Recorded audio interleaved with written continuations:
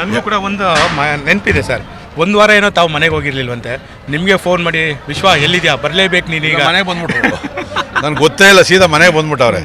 ನಾನು ಇಲ್ಲ ಸರ್ ಏನೋ ಕೆಲಸ ಕಾರ್ಯ ಇತ್ತು ಅಂತೇಳಿ. ಆ ಥರ ಒಂದು ರೀತಿ ಹಸು ಕರು ಥರ ಇದ್ದಂಥವ್ರು ನಾವೆಲ್ಲ ಕೂಡ. ಮತ್ತು ಅವ್ರು ಇಡೀ ರಾಜ್ಯಕ್ಕೆ ಮತ್ತು ನಮ್ಮ ಬೆಂಗಳೂರಲ್ಲಿ ವಿಶೇಷವಾಗಿ ನಾವು 2008ರಲ್ಲಿ MLAಗಳಾದಾಗ ಮತ್ತು ಅದಾದಮೇಲೆ 2ನೇ ಸರಿ ಮುಖ್ಯಮಂತ್ರಿ ಆದಾಗ ಸಾಕಷ್ಟು ಅನುದಾನವನ್ನು ಕೊಟ್ಟು ನಮ್ಮ ಕ್ಷೇತ್ರದಲ್ಲಿ ನಮಗೆ ಗೌರವ ಸಿಗದ ರೀತಿಯಲ್ಲಿ ಮಾಡಿದಂಥವ್ರು BS ಯಡಿಯೂರಪ್ಪನವರು.